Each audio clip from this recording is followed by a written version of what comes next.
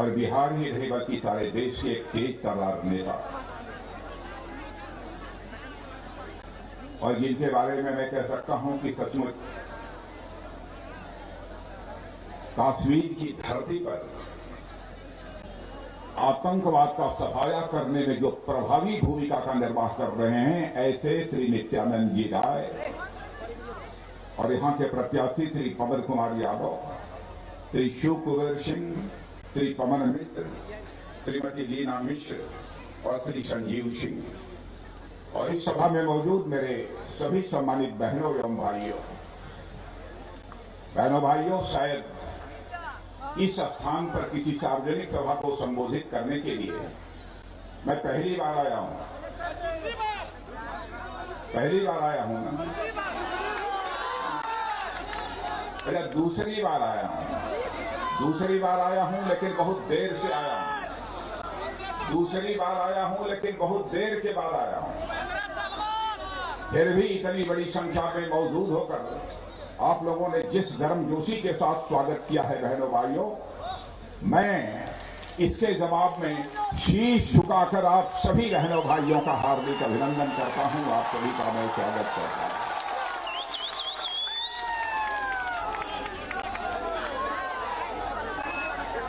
बहनों भाइयों, राजनीति में जब भी चुनाव का दौर आता है, सारी राजनीतिक पार्टियां और सारे राजनेता जनता के बीच जाते हैं और तरह तरह के वादे करते हैं, लुभावने वादे करते हैं।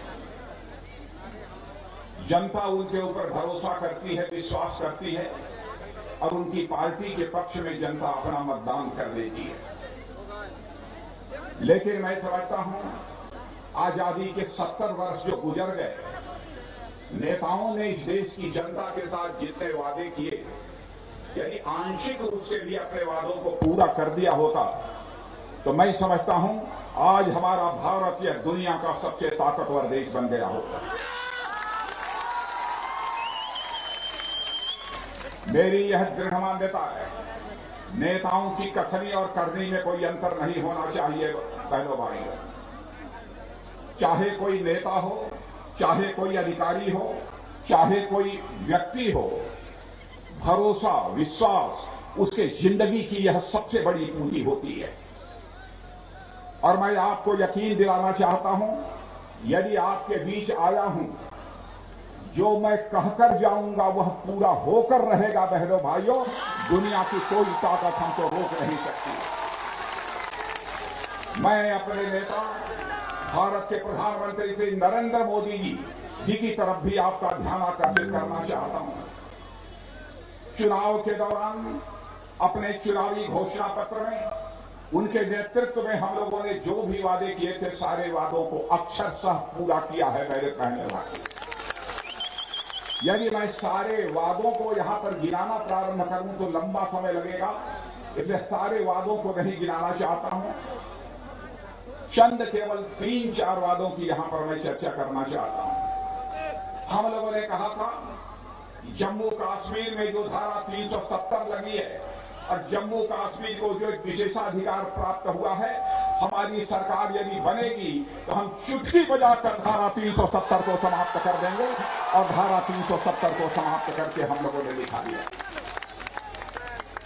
हम लोगों ने यह भी वादा किया था, और वादा पहली बार नहीं किया था जब भारतीय जनसंघ था, और उस समय से जब राजनीति का सिलसिला हम लोगों ने प्रारंभ किया था, उस समय भी हम कहते थे जिस दिन भारत की संसद में हमें स्पष्ट बहुमत मिल जाएगा, उस दिन हम अयोध्या की धरती पर भव्य राम का मंदिर बनाकर रहेंगे बहनों भाइयों, और भव्य राम के मंदिर का निर्माण का यह भी वादा पूरा होगा। आगामी 2-3 वर्षों के अंदर ही वह भव्य राम मंदिर भारत को ही नहीं बल्कि दुनिया के सारे रहने वाले श्रद्धालुओं को दर्शन करने को मिलेगा। इस वादे को भी हम लोगों ने पूरा किया। हम लोगों ने कहा कि धर्म, जाति, मजहब इस आधार पर हम कोई भेदभाव नहीं करेंगे। लेकिन आप लोगों ने देखा सरकार बनने के बाद मुस्लिम बहनों के साथ जिस प्रकार का जुल्म होता था, 3 बार तलाक तलाक तलाक बोल दिया और उसकी छुट्टी हो गई। बहनों भाइयों, 3 तलाक के कानून को भी चुटकी बजाकर हम लोगों ने समाप्त कर दिया। हमने अपने वादे को पूरा किया। भारत का विभाजन हुआ। भारत का विभाजन नहीं होना चाहिए था बहनों भाइयों। और उस समय लग रहा था जैसे कि भारत माता के टुकड़े किए जा रहे हों। हम लोग नहीं चाहते थे भारत का विभाजन हो, भारत और पाकिस्तान बने। लेकिन भारत का विभाजन होने के बाद जो वहां पर अल्पसंख्यक रह गए थे, यानी हिंदू हो, सिख हो, बौद्ध हो, जैन हो, पारसी हो, ईसाई हो, जो भी रह गए थे, लगातार उनके ऊपर जुल्म ढाया जा रहा था। और आजादी हासिल होने के समय जब बंटवारा हुआ था, उस समय इन सारे अल्पसंख्यकों का जो प्रतिशत वहां पर था, वह लगातार गिरता चला गया। इसे देखते हुए हमारी पार्टी ने यह संकल्प लिया था कि जिस दिन भारत की संसद में हमको स्पष्ट बहुमत मिल जाएगा, हम वहां से जो भी हमारे अल्पसंख्यक वहां के लोगों के द्वारा उत्पीड़न किए जाने के बाद भारत में आएंगे तो हम उन्हें भारत की नागरिकता देंगे बहनों भाइयों। और हम लोगों ने भारत की नागरिकता का भी कानून उन्हें पास किया। जहां तक हमारे प्रधानमंत्री नरेंद्र मोदी जी का सवाल है, मैं आपसे पूछना चाहता हूं, क्या आपके ऊपर भरोसा है कि नहीं है? हाथ उठाकर बतलाइए, भरोसा है कि नहीं? क्या कभी आपने कल्पना किया था गरीब माता की कोख से पैदा हुआ कोई एक ऐसा व्यक्ति भारत का प्रधानमंत्री बनेगा जो इस बात की चिंता करेगा कि भारत में रहने वाले हर गरीब के पास भी अपना पक्का मकान होना चाहिए? और बहनों भाइयों, सुन लेना, जिन लोगों को पक्के मकान मिल गए हैं, जिनको नहीं मिला है, 2022 समाप्त होते होते हर व्यक्ति को पक्का मकान मिलकर रहेगा। इस वादे को भी हम लोग पूरा करेंगे। एक नहीं, ऐसे बहुत सारे हम लोगों ने वादों को पूरा किया। मैं याद दिलाना चाहता हूं, राजीव गांधी जी हमारे प्रधानमंत्री थे। बहनों भाइयों, मैं किसी प्रधानमंत्री के बारे में कभी भी अपशब्दों का प्रयोग नहीं करता हूं, गाली गलौज नहीं करता हूं। मैं मानता हूं चाहे कांग्रेस का प्रधानमंत्री हो, चाहे किसी दल का प्रधानमंत्री हो, प्रधानमंत्री होता है, वह स्वयं में एक संस्था होता है। संस्था के प्रति हमें सम्मान व्यक्त करना चाहिए, उन संस्थाओं का सम्मान करना चाहिए, क्योंकि संस्थाओं का सम्मान समाप्त हो जाएगा, संस्थाओं की गरिमा समाप्त हो जाएगी बहनों भाइयों, तो भारत के लोकतंत्र को समाप्त होने से भी दुनिया की कोई ताकत रोक नहीं सकती है। मैं उनके बारे में कुछ कहना नहीं चाहता, लेकिन उन्होंने एक वाक्य कहा था। उन्होंने कहा था कि मैं आश्चर्यचकित रह जाता हूं कि मैं दिल्ली से 100 पैसा भेजता हूं भारत के गांव में वहां के विकास के लिए, लेकिन केवल 16 पैसा गांव में पहुंच पाता है। ये कहा था कि नहीं कहा था? बहनों भाइयों, हमारे मोदी जी ने आते ही पहला काम यह किया कि भारत में एक भी परिवार ऐसा शेष नहीं बचेगा जिसका कि अपना खाता न हो, जनधन खाता न हो। अकाउंट सबका खुल गया कि नहीं खुल गया? हाथ उठाकर बतलाइए, मैं जानना चाहता।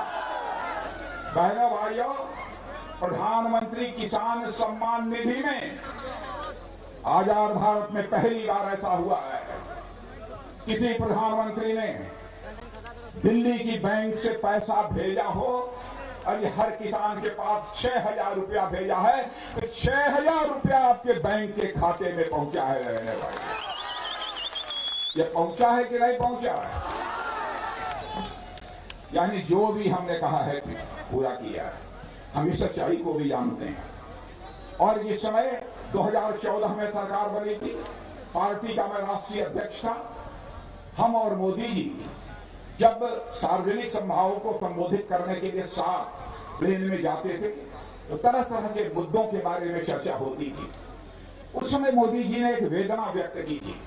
उन्होंने कहा था कि राजनाथ जी, जब मैं देखता हूं कि बड़े लोग बीमार हो जाते हैं, लाखों रुपया खर्च करके अपना इलाज तो करा लेते हैं, लेकिन झोपड़ी में रहने वाला हमारा गरीब यदि बीमार हो जाता है तो 100-200 रुपए के अभाव में वह दम तोड़ देता है, अपना इलाज नहीं करा पाता। सरकार बनने के बाद एक आयुष्मान भारत की योजना लागू कर दी गई। हमारे श्री नित्यानंद जी राय, शायद जानकारी ठीक होगी, अब बिहार में भी शायद 25 लाख लोगों को आयुष्मान भारत योजना का लाभ मिल रहा है। सुन लेना मेरे बहनों भाइयों, जो भी आयुष्मान भारत योजना का लाभ लेना चाहते हैं, एक समय वह आएगा कि हम सबको आयुष्मान भारत योजना का लाभ पहुंचाएंगे, सबको आयुष्मान भारत योजना का लाभ पहुंचाएंगे। और इस योजना में 5 लाख रुपए तक का एक साल में मुफ्त इलाज होगा। यदि बीमारी ठीक नहीं हुई तो दूसरे साल भी 5 लाख रुपए में आपका मुफ्त इलाज होगा। कई योजनाएं, जो लोग मुंबई से, बेंगलोर से, हैदराबाद से कोरोना के दौरान यहां पर आए थे, उनके खाते में भी पैसा पहुंचाने का काम किया गया। मुफ्त में अनाज गरीबों तक पहुंचाने का काम हमारी सरकार ने किया। और मैं सचमुच बिहार की भारतीय जनता पार्टी और जनता दल यू की, यह गठबंधन की जो सरकार है, मैं इसके नेता श्री नीतीश कुमार जी को बधाई देना चाहता हूं, उप मुख्यमंत्री सुशील मोदी जी को बधाई देना चाहता हूं। बड़ा काम किया है।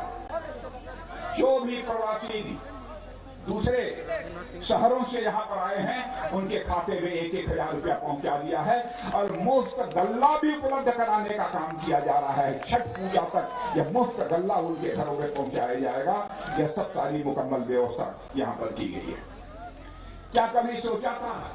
पहले लोग सोचते थे जो बड़े घर हैं, उन्हीं बड़े घरों में ही केवल महिलाएं गैस सिलेंडर से खाना बना सकती हैं। लेकिन बहनों भाइयों, अब इस देश में एक भी घर शेष नहीं बचेगा जहां पर की माताएं बहनें गैस सिलेंडर से खाना न बनाए।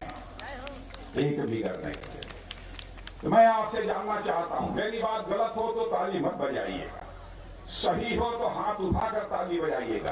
क्या यह सच नहीं? अभी नहीं, मीडिया के लोग भी देख रहे हैं। क्या हमने जो कहा था उसे हम लोगों ने पूरा किया है कि नहीं किया है, मैं इस जनता से नहीं जानता। इसलिए मैं आज आपसे कहने आया हूं, बहनों भाइयों, इस बिहार में भारतीय जनता पार्टी और जनता दल की यह जोड़ी जो है, यह कैसी जोड़ी है? जैसे क्रिकेट में सचिन और सहवाग की ओपनिंग जोड़ी थी, वैसे ही यहां बिहार की राजनीति में भारतीय जनता पार्टी और जनता दल की जोड़ी यह है कि नहीं है? यह जोड़ी चलने वाली है।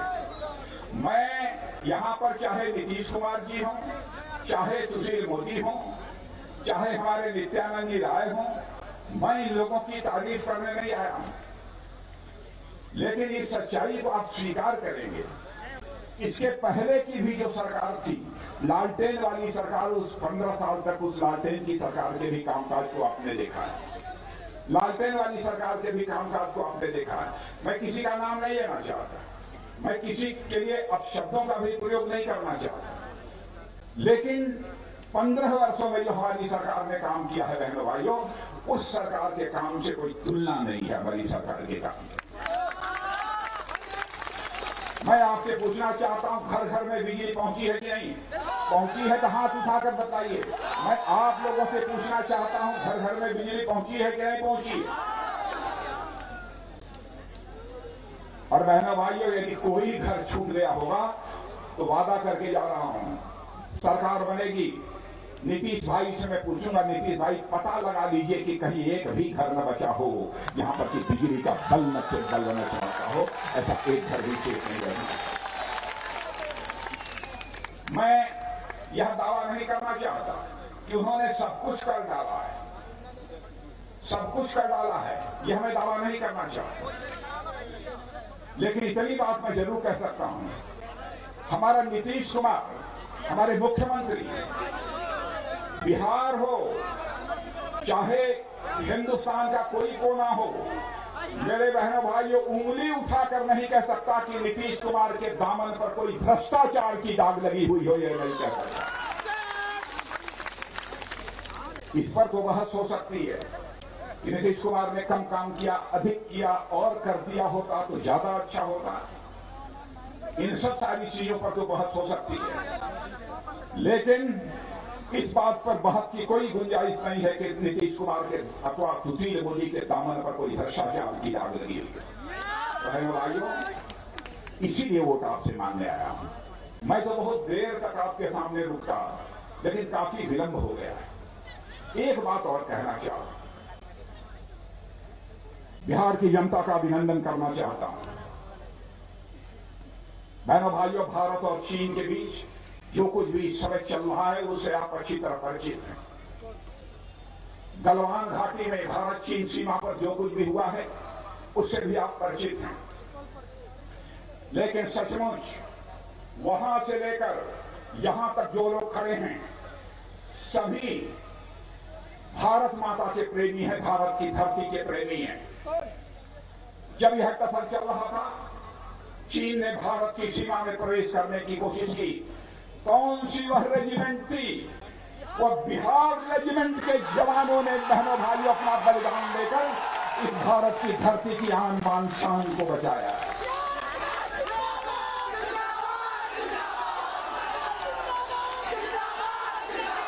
बहनों भाइयों, हमारे बिहार रेजिमेंट के जवानों ने अपना बलिदान दिया। और मैं भारत का रक्षा मंत्री होने के नाते आप सबको यकीन दिलाकर जाना चाहता हूं बहनों भाइयों, अपने प्रधानमंत्री नरेंद्र भाई मोदी, उनकी तरफ से यकीन दिलाकर जाना चाहता हूं बहनों भाइयों, चाहे कोई कुछ भी कह ले, अपनी भारत की 1 इंच भूमि को भी हम किसी भी सूरत में जाने नहीं देंगे। आपको भरोसा दे।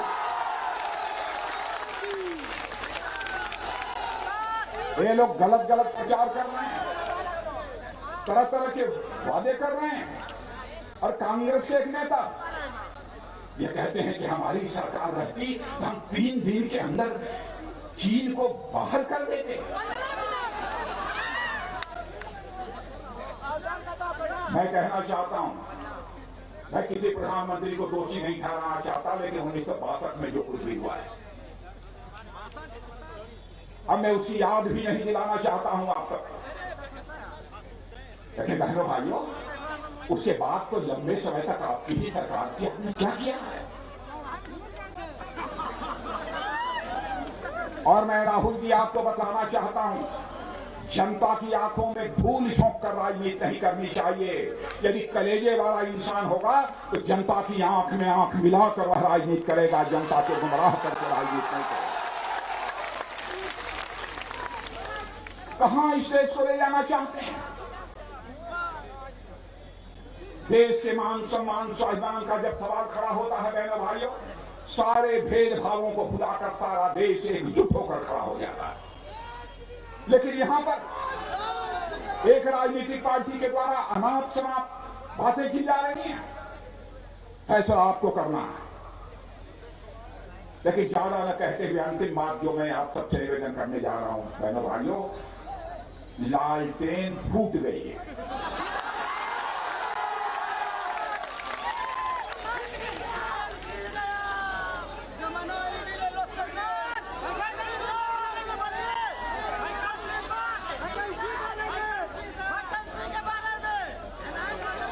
लालटेन, फिर से सुनिए, लालटेन फूट गई है।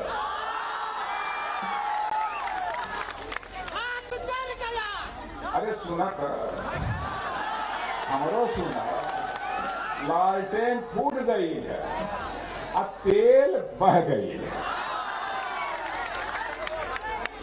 अब न पंजा का चली और न उनका कोई खेल चली।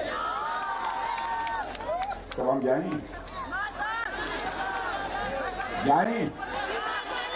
अब चलो आगे के मीटिंग है। देखा, हमारे नित्यानंद राय के बहुत बोले की चाहत है, लेकिन यहाँ ना ही बोलना है ताकि हम ही बोल रहे हैं। लेकिन ये बताओ, पवन कुमार यादव की जिताए देवा या कि नहीं?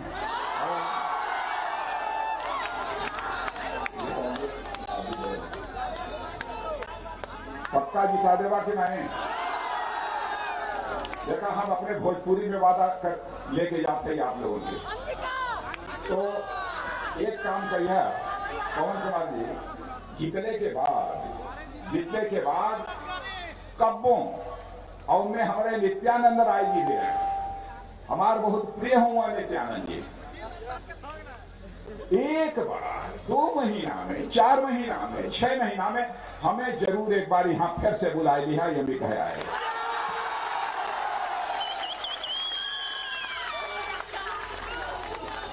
और हम यहां आवे के बाद इसलिए कहत रही, हम आई तो यहां माला फूल ऐसा मोटा सा हार पहन के अपन स्वागत करावे के